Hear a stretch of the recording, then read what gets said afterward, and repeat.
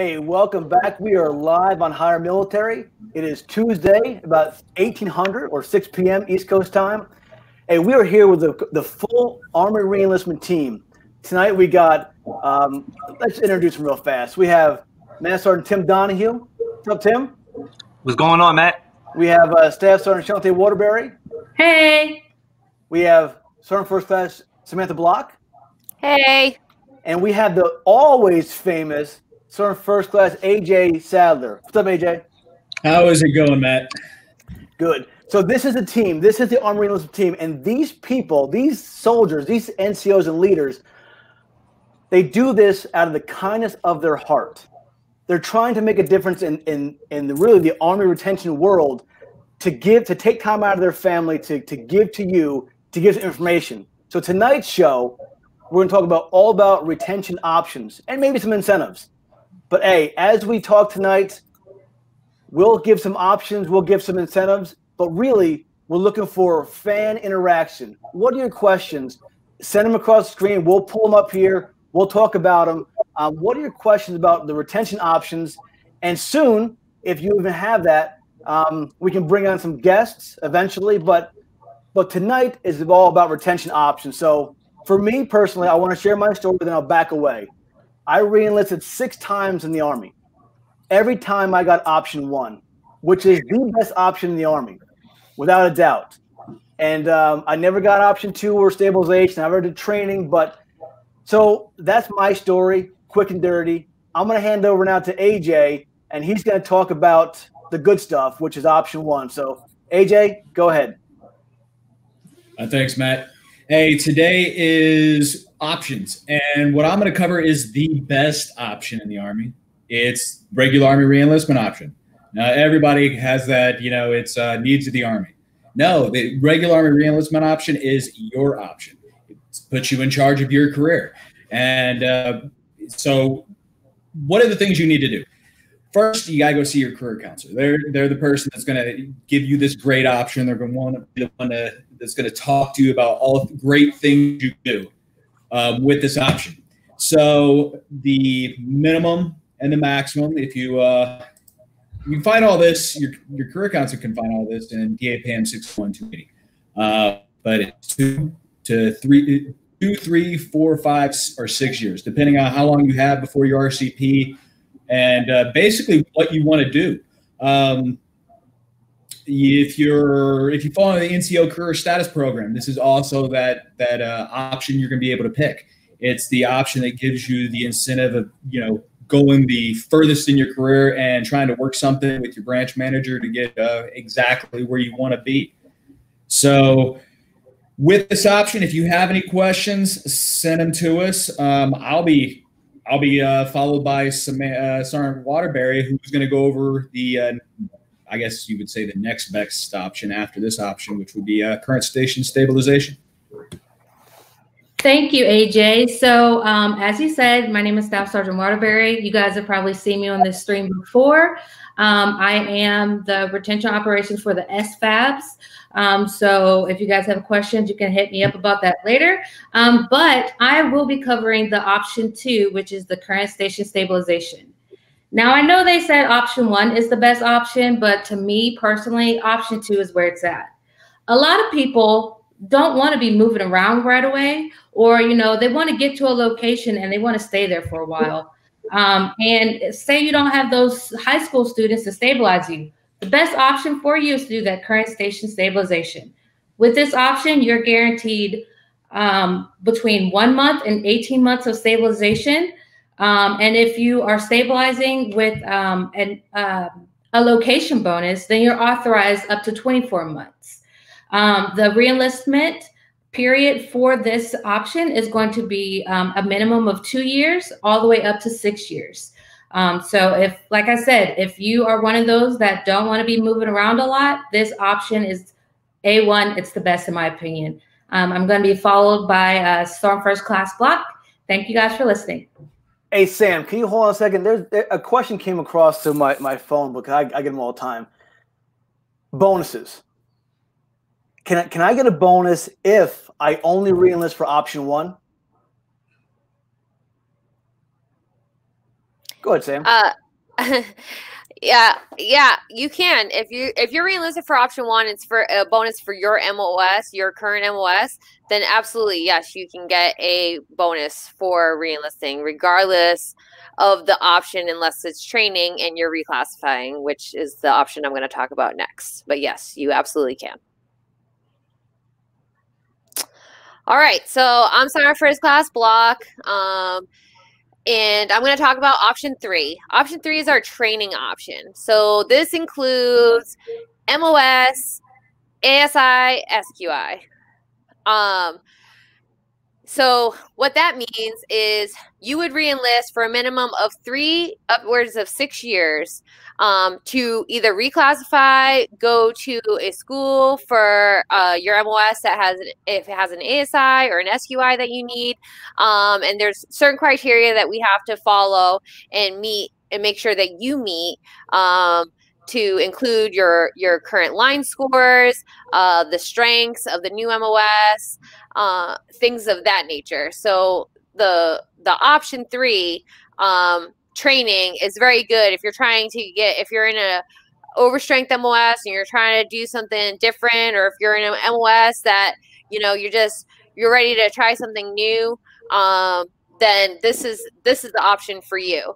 Now with this option, we do authorize bonuses for them, but like I stated last week when we talked about our SRBs, the training bonuses will not be paid out until you have completed the current training. So, for example, I'm over here at Fort Bragg, home of the airborne. Everybody's airborne here. But if you're not airborne and you're trying to go airborne, we can do an option 3 training for airborne school. You would bring me the supporting documentation that you need, and I could pay you a bonus if one's being offered for you once you completed airborne training successfully and are in an airborne position. So let's say, for example, you want to go, you're a 92 Yankee and you want to go airborne, and you have a follow-on assignment to 3rd Special Forces Group here at Fort Bragg. Okay, you're getting offered a bonus as an airborne qualified person. So you would go to airborne training, then you'd be reassigned to 3rd Special Forces Group, and then you would get paid out your bonus. You may have to go see the new career counselor to make sure that you get paid that bonus, but you will get paid that bonus. Now, in the event that you don't complete the training due to medical or whatever reason, yes, you won't get the bonus. However, it's not going to hurt you negatively just because you didn't complete the training. You'll stay in your current MOS and you'll move on to another duty station. Same. Hey, Sam, looks like there's a question from Mitch here. You want to take this one? Sure. Go ahead. So Mitch asks, I don't like my MOS. I want a different one because I do love the Army. I'm a staff sergeant and I feel my options are extremely limited. Is there anything I can do? Yes, Mitch. So if you're a career, I'm not sure how many years you've been in the Army, but there is always possibility, even if option 3 is not an option for you, i.e. you have option 1. There's always something that's called a voluntary reclass. You would have to go through your career counselor still the same. You would do a 4187 or a packet, because there's a lot of packet MOSs that only take staff sergeant and above. So that's something you can look into too. You talk to your career counselor, you find an MOS that you're trying to do, they can qualify you to make sure you meet all the criteria. So just because you're a staff sergeant, but you're not happy in your MOS, does not mean that training is not an option for you. Hey, great answer, Sam. Another question comes across here, but before we go on there are possibilities for anyone to change MOSs, but you really have to see a service career counselor. And Sam brought up a good point about the packet MOSs. And soon we're going to bring on some specialty MOSs onto this show to talk about how to get in those MOSs and assignments as well. Whether you want to go to the SBAB, the Old Guard, wherever, we'll bring them on here. So Sam, go ahead and answer this question right here. Is language training, so Gerardo asks, is language training possible for a language-dependent MOS? yes, it could potentially be something, but you would need your MOS would need the language. So yes, that is something. Again, it would have to go through the career counselor. They would have to send up a request to put you in that language training. Make sure that you meet the criteria, i.e., your DLAB, and then you could potentially get scheduled for training. Yes, if training is available. Hey, great job there, Sam. And Mitch says, currently a recruiter with 7 years. Thanks for your help. Mitch, you have the best job in the Army. Well, second best. Career counselor's the best. Recruiter now, that's the second best, right? Who's with me? Cool. Hey, Sam, who's next? So I'll be followed by Master Sergeant Donahue, but I did have one more question. There was an option 3 question that just came across that I wanted to answer real quick if I can. Greg asked, when doing an option 3 reclass for airborne school, do I get a choice in station or needs of the Army? So that's a great question. So if you're doing an option 3 reclassification, we can request a follow-on assignment. Now, it's not a guarantee. Okay, so what you're re-enlisting for is the training. That is what is going to state on your contract. However, if you're trying to go to airborne school, normally or oftentimes, HRC is willing to try to get you to the location that you're trying to go to, as long as it's an airborne position that you're trying to go to. It's not a guarantee. Again, we do not guarantee it. It will not say it in your contract, but it's a suggestion. It's a wish list, and we will try to get you that assignment. Yes. And Master Sergeant Donahue, you are up. Thank you, Son Block. All right, so a lot of people, they have a lot of questions about, hey, I hate my duty station. I used to be stationed at Fort Drum. Soldiers would come in my office all the time and be like, Son Donahue, I got to get out of here. I can't do this snow 9 months out of the year. First of all, Tim, climb to glory. Climb to the top. To the top. But there are times that we can't get you out of there. There's 2 options that we can do. The first is going to be option 4. That's the overseas assignment reenlistment option. All right, with this option, you can reenlist for a minimum of 3 to 6 years, and we can get you to an overseas location. Overseas locations include places like Korea, Japan, Germany, the Caribbean area, Pacific area, places like that. There are actually 12 locations that we have that will go on your contract. And the reason why I got to stop you there. What is the Caribbean area? You know you're going to get questions about it. What is that? So the Caribbean area is places like Puerto Rico, Honduras, places like that. Those are in the Caribbean area. Yes, we do have assignments out there that we can get. Not every MOS. So please don't go see your career counselor. If you're an 88 hotel, you're not going to Puerto Rico. I'm just going to keep it real with you, right? Is that fair? Come on now, Tim. Hey, it's all about the jobs you have, jobs and locations. They all tell about what we can do. So the reason why we have 3 to 6 years, it depends on if you're going on a short tour or a long tour. So, for example, Korea is a short tour. So for that assignment, you'd be going to Korea for 12 months, but you need reenlisting for a minimum of 3 years. That way you have enough time to go on the assignment and then on the follow-on afterwards. For an assignment like Germany, you'd have to reenlist for a minimum of 4 years. And that's because Germany has a minimum stabilization period of 3 years once you get there. So we can get you there. Go see your career counselors. We reenlist soldiers all the time. My guys at Fort Eustis, they are reenlisting soldiers all the time. Now, Jeffrey, I see it coming up. You said Fort Drum's not a fun place. I think he misspelled not shouldn't be in there. It is a fun place, right? It's definitely a fun place. I mean, Fort Drum was a great assignment. I was there. Matt was there. We had a great time. You get lots of time off, right? Invest in a snowblower. That's all you got to do. The only time to get time off if it's 2 foot or more of snow. Yeah, that happens all the time. So that's one of the things that you can do. Now, that's option 4. So like I said, minimum reenlistment of 3 years, 6 years, depending on the location that you choose. Now, we also have, if you want to get to a location stateside, we have option 5, which is the CONUS station of choice assignment. That way you can go see your career counselor. You're at a place like Fort Drum, and you want to get to a nice place like Fort Eustis, Virginia. You go see them, and you'll reenlist for a minimum reenlistment of 3 years, maximum of 6. Now, the great thing about this is the reason why you're reenlisting for 3 years is once you get there, you're guaranteed 24 months time on station. All right. So anywhere in the continental United States, That counts as CONUS. Also, just to clarify a couple of things, right? Because a lot of people will be like, hey, Sergeant Donahue, I want to go to Hunter Army Airfield. I'll send a request up.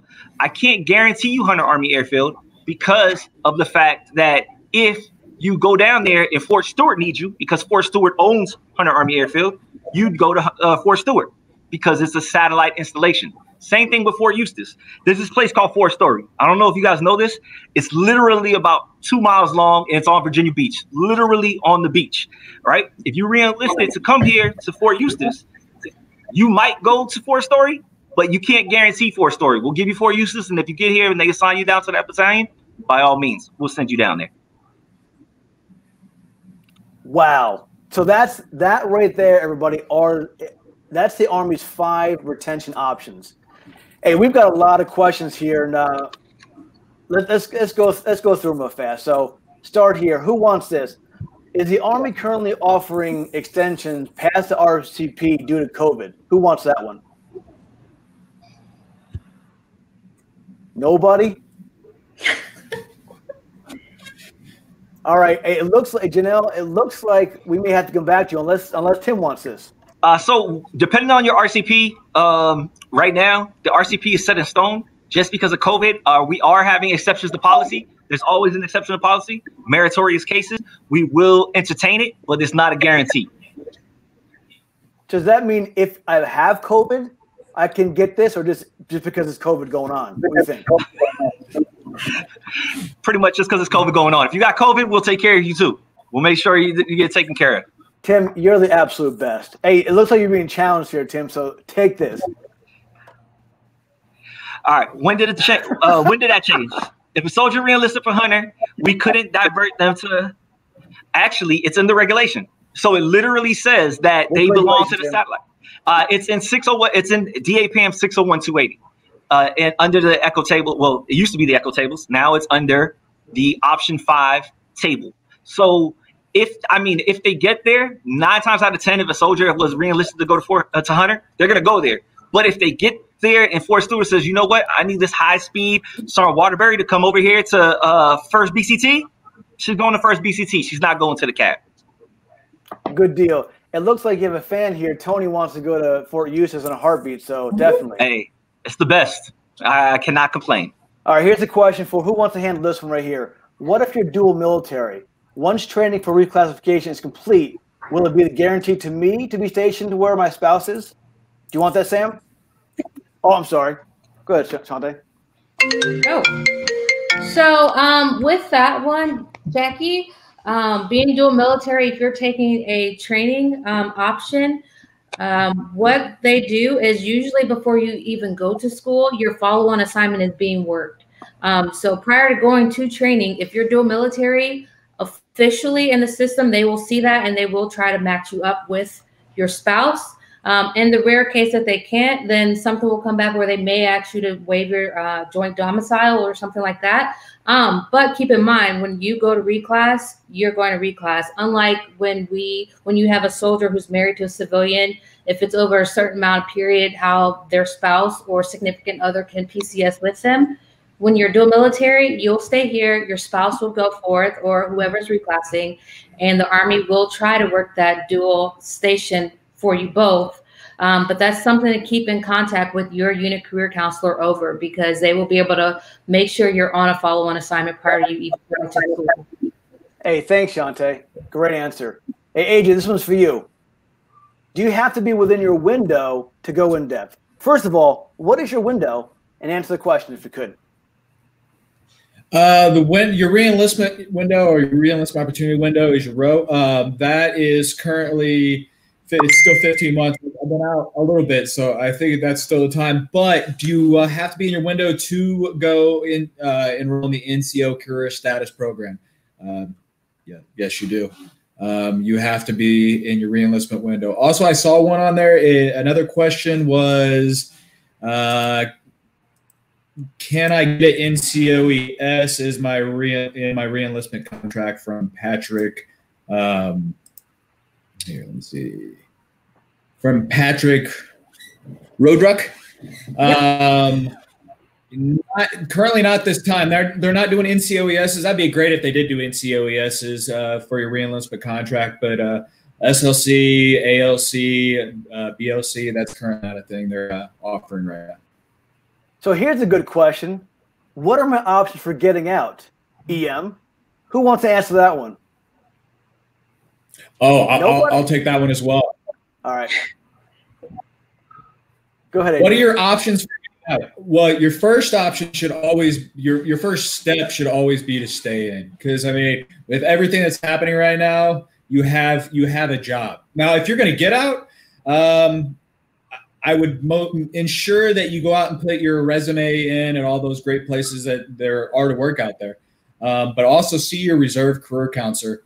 After that, I know you can do like Walmart online. You can do, I think, McDonald's, and there's a couple other places. And also enroll in college. Make sure you enroll in college because you're going to need that degree to try to further yourself and get the best job you can get. Hey, great answer. Here's a question for you, AJ, right here. How many years of service disqualifies a service member from any of the options? So when does somebody age out of getting retention options? Well, so there are some. Okay, hey, Sam's got this one, AJ. She beat you to it. You beat me to it. So you're not necessarily disqualified from service for options. What I don't like the word disqualifies because it doesn't disqualify you from reenlisting. But if your ETS takes you beyond 10 years, then your options become you become considered a careerist soldier. So your only option is option 1. Prior to the 10-year mark at ETS, you have the other options available to you with some restrictions for some people. A mid-career soldier is not going to have the same options as an initial term soldier. Initial term soldier has all 5 options available to them because this is the first time they've re-enlisted and they're still trying to figure out their life in the Army. So they have that opportunity to pick any of the 5 options. Now, just because they have that ability does not mean that they can do all 5 options. For example, option 3, training. If they're in a shortage MOS, then they're possibly not going to be able to reclassify because we need them. We can't afford to lose them. But HRC will entertain it if they can. But if they're trying to go into an overstrength MOS from a shortage MOS, I can tell you 100% that's not going to happen. So while you're not disqualified, you do become limited after 10 years. Hey, good stuff. Good stuff, Sam. I would actually go as far as say you're disqualified once you're on the NCO Career Stats program, right? Yeah. AJ, this one's for you right here. This is specifically for you.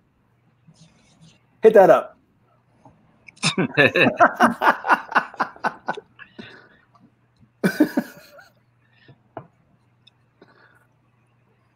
All right, maybe he doesn't want to answer the question, I guess. It's too hard for him. Maybe you're on mute. You're on mute. Hey, go ahead, Tim. Yeah, talk to your sergeant major. Talk to your career counselor. Talk to your sergeant major about that one. That's an incentive that doesn't go on your contract.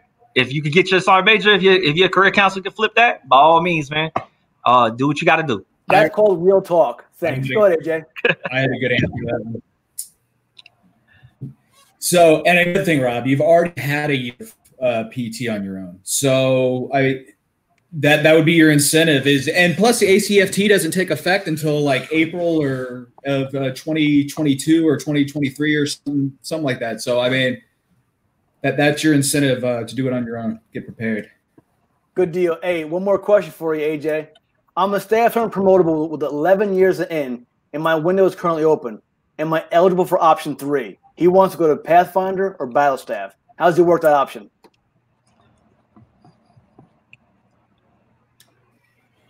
You will need to get with your career counselor because you are currently a careerist, so you're going to need to get with your career counselor and see what they can do. Because I mean, there's exceptions to everything, so maybe they can send that exception and they'll entertain it at HRC. But definitely, you're going to have to hit up your career counselor for that one. Yeah, talk to your career counselor. But I think Tim, do you have a good answer for this one too? Yeah, this one's definitely more incentivized. A lot of local incentives you have where we can get you a school, a local school. If Pathfinder or Battle Staff is a local school and that is part of the incentive policy for your unit, by all means, take advantage of that. But man, you're doing pretty good. Staff Sergeant promotable with 11 years. You just want the world. Nah, take it if you can. So good deal. So really, he can't re-enlist for this option, but there may be local incentives that the command can pay for to go to school, right?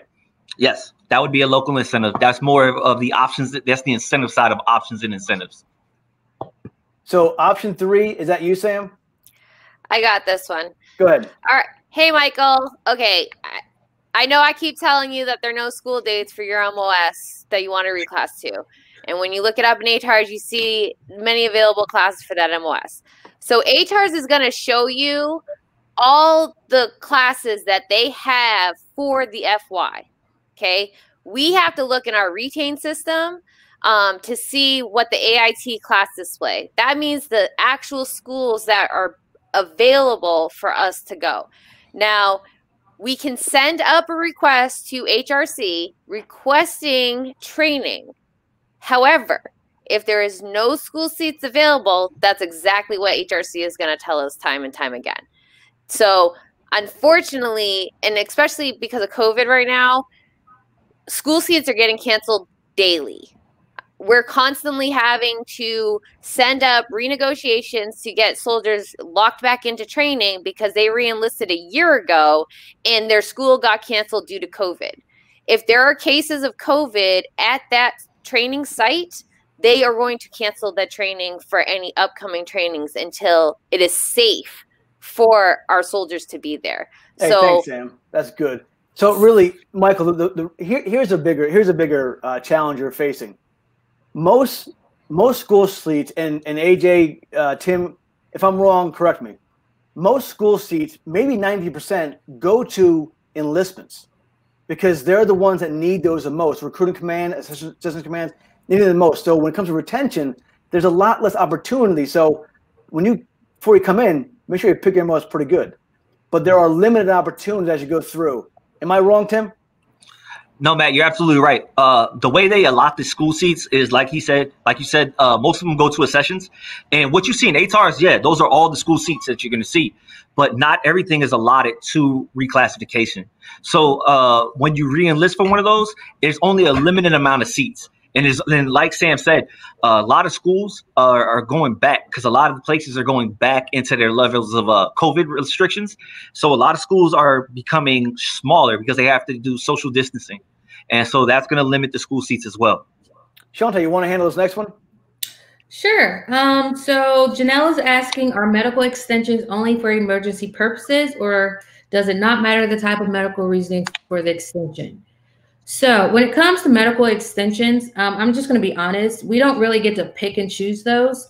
If you need a medical extension, that's something that's going to come from higher, from your medical provider through, your division retention office, down to your career counselor. You can't actually walk into your career counselor's office and ask for a medical extension. That's just, like I said, something that's going to have to come from higher for us to be able to take care of that. So I definitely recommend if that's something you see yourself needing to do, start talking to your career counselor so they can be watching for that. Here's a follow-on question. Want to handle this one too? When will there be a bonus offer for 92 golfs for staff sergeants that are not airborne? So last week we mentioned with the bonuses that we don't know when, the bonuses are going to change. We don't know when they're going to go up, when they're going to add or take people from that list. Soon as we find out, usually we put it out to you guys ASAP. So honestly, I cannot answer that one for you, but what I can say is go airborne, and then you don't have to worry about not getting a bonus. So. Wow. Okay. Go airborne. Hey, Tim, you're about to take the controls here. So real fast, if you're 92 golf, there are so many other opportunities for you. The C20 program, if that's still around, enlisted aid, these things can and Tim, if you want to speak about this, because you're in that land down there, speak about it. Yeah, no problem. So there's lots of opportunities for 92 golfs. There's so many, actually. You can actually be a flight attendant. we actually have a fellow career counselor who was an instructor that was a flight attendant and would go VIP flights. So all the generals and statesmen, they would go fly with them on the Air Force Ones and all these other things and go fly and knock that stuff out. Great opportunity, great job to advance. That soldier that I'm talking about, that career counselor, made Sergeant First Class his first look, probably going to make Master Sergeant his first look as well. So those are opportunities that are out there, especially for 92 Golfs. There's so many opportunities that people don't know about. And just make sure you're short. If you want to be a flight attendant, you got to be short. All right. So he is super short. He is pretty short. He is pretty short. All right. So I seen one. AJ, you want to handle this one? Does the active guard reserve count as active duty? If you want to go to HR, you're gonna have to put in that packet, so you want to get with your career counselor, but they're not considered active. They're active guard reserve, so you'll work that, and then you'll actually work with the reserve component, the Victors and Tangos. Definitely, you got an ETS. Definitely got an ETS. We got another one coming through. All right, Sam, this is all you.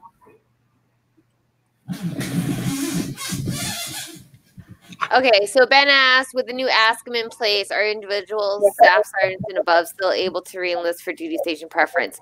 So again, Ben, that's going back to how I stated before. As long as your ETS does not go beyond 10 years and you're not currently on assignment, yes, the possibility to pick a duty station may be a choice. Okay, it's dependent. If you're in an overstrength MOS, it's not going to be a choice. It's dependent on what the strengths of your current MOS is and how many years in service you have at your current ETS. It cannot go beyond 10 years. That's awesome. That just makes a lot of sense. Shauna, back to your point. Yes. Hey, if you get denied, keep doing it again. Anytime people get denied, just keep doing it. I will tell you that all the time. For example, I wanted to become a career counselor and I was denied. And then eventually they got tired of me asking and they let me become a career counselor and I'm still here. So dreams can happen. Look at me, right? You guys are doing great stuff. Anything you guys want to add, team? AJ? Looking at this one, HRC keeps saying they can't let us go from one special assignment to another. It depends on your branch because different branches have different things, and they're looking out for your career as well. Because if you keep going TA, TDA, it's not going to look as good as if you go back to the production world. Going back to line cook, going back to manage that DFAC. So they're wanting to make sure that you get you spread out your career rather than just keep doing the same thing over and over. Okay. All right. So I see a couple of things about YMAVs. So my YMAV is my ETS date, no flags, no issues. Do I need to re-enlist for it to change so I can be able to use the new marketplace, or is that a branch question? So great question. With your YMAV dates, we don't control that. Career counselors can't control that. So what you have to do is you have to definitely get with your branch. What we're actually going to do is we're going to have one of the branch managers. We're going to have our branch manager in the future come on, and they are the subject matter expert on this. It's new, so we're still learning it, but we will definitely take care of that with you. And Mo has a question. You can take this one, Shantae. Mo's wanting to know what can be done about the ASCM date being changed when the service member did not PCS. This is going back to that YMAV with that marketplace date. Right now, it is so new that a lot of us are still learning with you guys as you go. Basically, all I know to tell you right now is, if you do know that your marketplace is going to open and if you are in your window, I can tell you that if you are eligible for different options for movement and that's something you were thinking about doing in the future, you definitely want to re-enlist before your marketplace opens, because once you're in there and you're locked in with your marketplace, you can't come to us next week and ask us to re-enlist you, because after that point, it's out of our hands. So tune in here soon when we get our branch manager on here, and all these questions like this, he will definitely be able to answer for you guys a lot better. Thanks, Shantae. So I see this question from Nico. what's the maximum rank a soldier can be to reclass to CID? Now, that's going to be specific on the packet. There's MILPER messages out there that will tell you everything that you need to know. Now, get with your career counselor. Your career counselor will help you out. When it comes to CID, honestly, the best thing I can tell you from experience is to allow to go see CID. CID is very helpful. If you fit their requirements, you meet the min calls, they will take care of you. They will actually pretty much do the packet for you. So if CID is something that you want to do, by all means, go see them. All right. So we got a question from Lewis. Yes, go ahead. Go ahead, AJ. So, also with that, for those special assignments, if you go to Career Counselor Tools on our website, you'll be able to find the special assignments and find some of the requirements for those, as well as a point of contact so you can contact the individual special assignment branch managers to work with them possibly. So. You're so smart. I forget about the website all the time. What's that website again? Too easy. ArmyReenlistment.com. All right, so we got a question about a defense attaché packet. Here you go, Shantae. This is all you. Defense attaché, are they still running? And are you guys work the packet? So I'm guessing he's wanting to know if we will work those packets as career counselors. So when you do like a special assignment such as this, you can find, like Sergeant Sadler said before, if you get on ArmyReenlistment.com on our, we have it listed with all the special assignments on there. You can click it. Usually it'll take you right to the packet. With special assignments, we don't necessarily do those for you. This takes a lot of initiative from the soldier. The defense attaché, or, you know, the old guard, or CID, they don't want to see a packet that the career counselor did. That's no initiative of the soldier. If the soldier wants to be in that kind of a unit, that soldier's going to put in the work. So what we ask as career counselors is you do your packet, and if you need help with it at all, we're here for you. But like I said, do that packet, show those people that you want to be there. Thanks, Shantae. All right, Sam, this is a good question from Kellyanne. You got this one? Roger. So Kellyanne asks, any updates on new class dates and in and out calls? I've been trying to reclassify for almost 2 years now, but everything's overstrength and I'm trying to get into. My ETS is July and I've extended it once already. Okay. So Kellyanne, so we are having a new in and out call message coming out. It's going to be effective on 1 February. So that may or may not be in your favor. So definitely get with your career counselor, check that out, check our website. We will be posting it. I think we already have it posted actually, so that you can see it. Definitely. Your ETS is July. So yes, if you've already extended once, if you did a 12-month extension, you can do another extension if you want to. However, in the event that, you still can't reclassify, but you want to stay on active duty, possibly look at some other options that you have available to you if you don't want to do another extension. So the grass isn't always very greener on the other side. And depending on the MOS that you're trying to go to, you got to look at the long term. Is it going to be career progressing move for you? Is it going to be something that you're going to be able to attain in the long run? Do you plan on making the Army a career? These are things that you're going to have to ask yourself.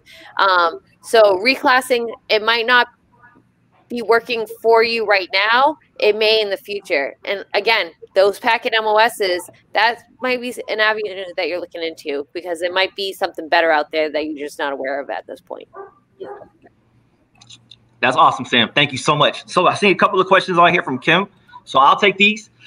Kim asked, what rank were you when you became a career counselor, and how many time in service did you have when you went to school? So I can answer this from a couple of aspects. For me personally, when I became a career counselor, I had 7 years in the military, 8 years in the military when I went to school, and I had about 2 years time and grade as a Sergeant E5 promotable. I used to actually, before I became here at Fort Eustis as the senior career counselor, I was the proponent for MOS 79 Sierra, and I actually did the reclassification package for 79 Sierra. So your second question I see down there, it says, can a staff sergeant reclass to become a career counselor? At this current time, staff sergeants are closed, but they are open for exceptions to policy. At this time, we're taking sergeant promotables, but if you are a staff sergeant with less than a year time and grade, go see your career counselor. If this is something that you want to do and you have an exceptional packet, that's why we have exceptions to policies for meritorious cases. And if that's something that you want to do and that's something that you really want to become a career counselor, by all means, go see him. All right? Hopefully that answers your question. Now, Steven Rodriguez, he's got a question for you, AJ, because he's kind of greedy.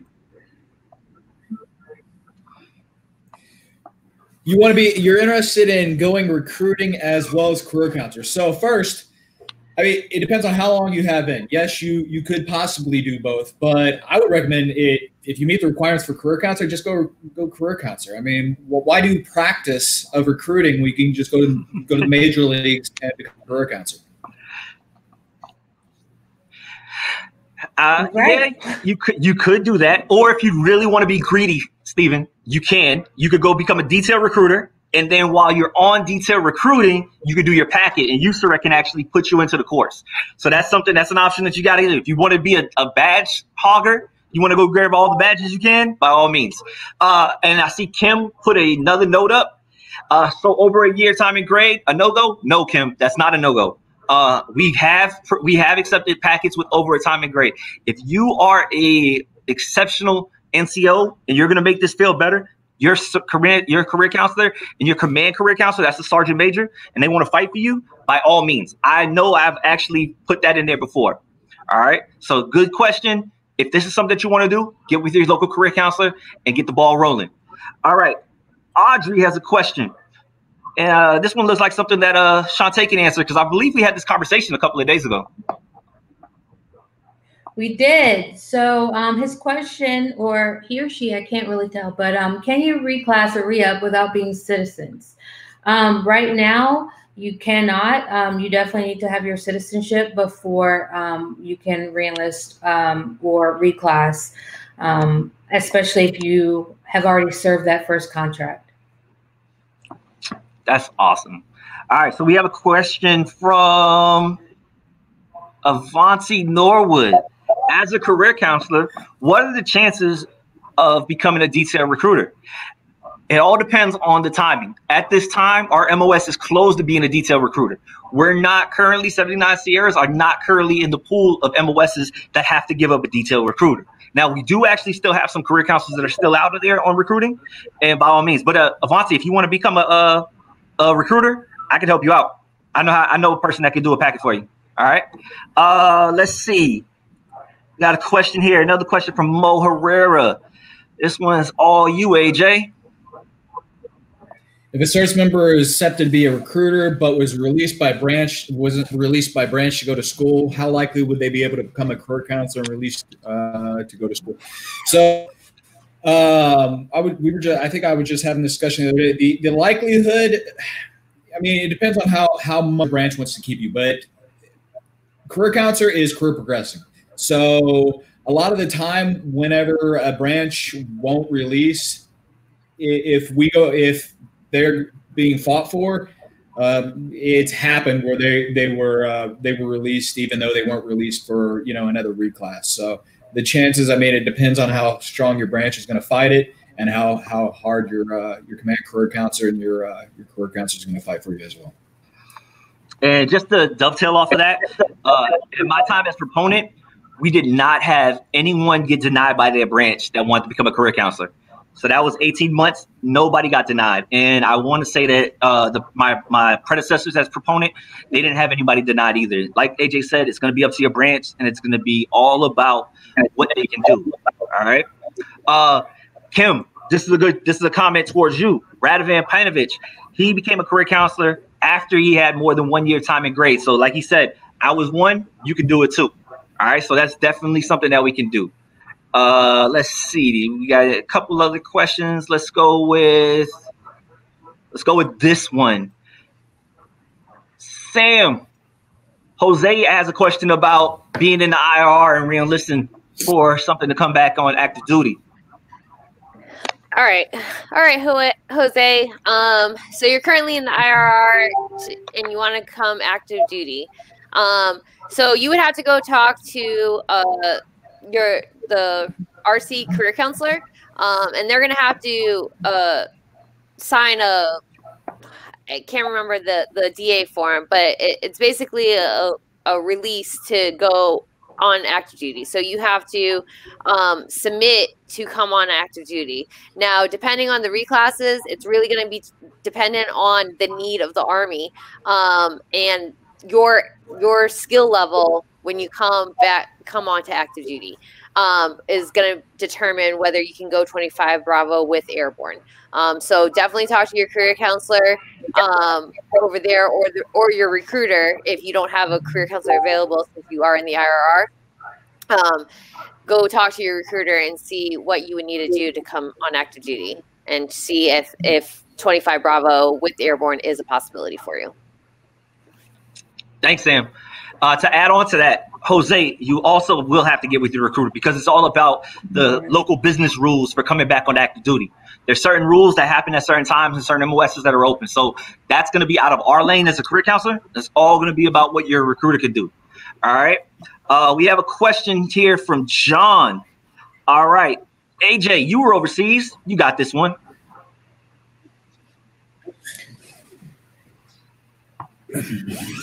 The chances of you leaving prior to your 3 years is minimal. It depends on if they curtail you, but the likelihood of a curtailment happening is minimal. While I was overseas both times, I knew very little people that got curtailed to come back to the States early. Good question. Good answer. And also, the current policy says that you can only get an assignment that is within 1 to 2 months of your DEROS date. So you have to stay until at least your DEROS date. That's current policy. Now, always can get some stuff going where we can get you early report or anything like that, but we can't give you any assignment that's not within 1 to 2 months of your DEROS date. So that's a good question, John. All right, this question is actually pretty good. This one, we actually have somebody who works for SFAB right here. So Shantae, go ahead. All right, Anthony, you want to know if any MOS can go to the SFAB? So we have a very selective list of enlisted and officer MOSs and branches that we take with, certain ranks. We do have a huge list that we are taking, but to answer your question more exact, I would need to know what your actual MOS and rank is. But you can also find that on the goarmy.com/SFAB. On that link, we have a list of every MOS and branch that we take. Thank you, Shantae. We have a question here, and I'm going to take this one. This is from Fudgy Felicia Crooms. It says, how can I become an instructor in our field? I've heard that question from peers. I'm guessing that you're talking about becoming a career counselor instructor. To become a career counselor instructor, you actually there will be a message that's put out by the schoolhouse. The message gets put out, and then you have a packet, and then you do an interview process. And that's live out. Most MOSs are like that. Some MOSs, your branch will put you on assignment to become an instructor. So if you're not a 79 Sierra, you might just go talk to your branch manager and be like, hey, you know what? I got this career progression assignment. Hey, you want to become a career counselor? I mean, an instructor? Go ahead, and they'll put you on assignment. All right. So hopefully that answers your question. Now, I'm going to geek out real quick and put this message up because this is my hero. Master Sergeant Eric Dethridge. He's pretty much like a living legend. And anytime he jumps in, I'm honored because this is my mentor. This is my hero. And Eric, 17, baby. All right. Let's see. We got a few more questions. All right. We got a question from Carlton. This is all you, Sam. Here you go. Hey, Carlton. So you have a year left in recruiting. Your ETS is in October next year. Will I be able to reenlist when I come down on assignment in the next 8 to 10 months, or will I have to extend? Okay, so depending on when you come down on assignment and depending on how much time you need, you may have to reenlist, but you'll probably have to extend. Now, you have 45 days to make that commitment. To either sign a declination of continuing service statement or to meet the service remaining requirement. But definitely talk to your career counselor when you do come on assignment. If it's closer to October for it, and say you come down in September and you come in your reenlistment win in October, I don't know, wait it out, reenlist. That way there you can get you know, your option for reenlisting. But talk to your career counselor, talk to your branch manager, find out what they're going to do. Thanks, Sam. All right, we got a question. We're going to take a couple more questions, and then we're going to start wrapping it up. All right, we got a question from Jose Lewis. Here you go, AJ. I think you can answer this one a lot better than me. Can a staff sergeant at 13 years extend current contract instead of reenlisting and going in depth? No. Yeah, you can't. What's the only thing you could do when you're over 12 years? NCO career status program. Sorry, Donahue. That's awesome. That's what I'm talking about. Okay, let's see. We got a question here from Daniel. All right, Shantae. Sam, actually, you're going to take this one because you had option 3. This is all you. All right, Daniel, you've not received orders 120 days out from reclass AIT. Can I put in a request for deustation? AIT is a PCS and it's over 6 months long. Okay, so Daniel, so since it's over 6 months long, that is your PCS. That is your orders. So unfortunately, you're not going to be able to find out until you are closer to graduation date and in that school where your next assignment's going to be. You could possibly end up staying at the location you're already at for training. For example, I've had soldiers that were reclassing and their school was at Fort Gordon, and that's where they PCS to, Fort Gordon. So they stayed right there at Fort Gordon, not working in the schoolhouse, but working in their MOS at where the schoolhouse is. So those are your PCS orders. All right. Thanks, Sam. All right, Jose, as far as this, can a service member go recruiting with a P2 profile for shaving? That's going to come up to recruiting command. They'll screen you before you get accepted. So when you come down on DA Select and they screen you, you have to go through a screening process, and they'll tell you if you are going to be able to have that or not. I don't know at this time, not going to lie to you, but that's something that you can actually find out eventually, okay? We got a question here from Tani. I'll take this one. My packet to reclass the career council was submitted to HRC today. How long will it take to hear back about a class date? And what are the chances to attend the course this year? All right, so I'm gonna break this down. All right, couple of things. One, your packet didn't go to HRC. It went to the new proponent, Master Sergeant Woody Woodside, right? He gets it. When he receives that packet, within 5 business days, he will work that packet. As long as there's nothing wrong with your packet, you'll have a memo signed within the next 5 days if you've been approved, all right, or disapproved. You'll get that memo. Now, if you have an ETP, it could take a little bit longer because it has to go to different levels, all right? So that's one thing. How long will it take to hear back? Like I said, it could take anywhere between, depending on the levels of it. If you need an ETP, by all means, it's going to take a little bit longer than 5 days. But usually the proponent, he's really, really good. He's way better than the last proponent. He gets it done in about a day or 2. So I'm just going to put that out there. I'm not saying he's going to get it done in a day or 2, but it's possible, right? And then I'm going to keep it real with you. The chances of you attending the course this year, you ain't going to happen, right? It's the school seats are full. We're backed up. There's 3 courses per FY, and the July class is already up. Now, if you want to count the whole year, maybe you might go to October. So there's a chance, right? So I'm saying there's a chance. You might be able to go in October, but this FY ain't going to happen. All right. Let's see. Got another question here from Andre. And let's go here, Shantae. You look like you want to answer this one. Okay, so is it possible to move out from the MOS that is understrength to an overstrength MOS? So that doesn't make sense. The answer straight up is no. I would ask, why would you want to go from an understrength MOS to an overstrength MOS? But straight up, no. Yeah, Andre, that's not going to happen, man. It's like taking water out of an empty jar and put it into an overflowing bathtub. Doesn't make sense, right? The Army's going to put you in MOSs that they need you in.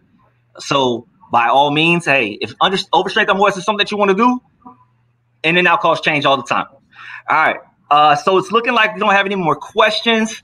So guys, really appreciate everything. I hope you guys learned something. The team is amazing. Thank y'all for letting me be on with you guys. These 3 NCOs are amazing. Matt is a legend. And please tune in next Tuesday. We'll be back here 6 o'clock next week. A new topic, and we're ready to go. Go ahead, guys. Give your shout outs. Go SFAB. Have a good night, everyone.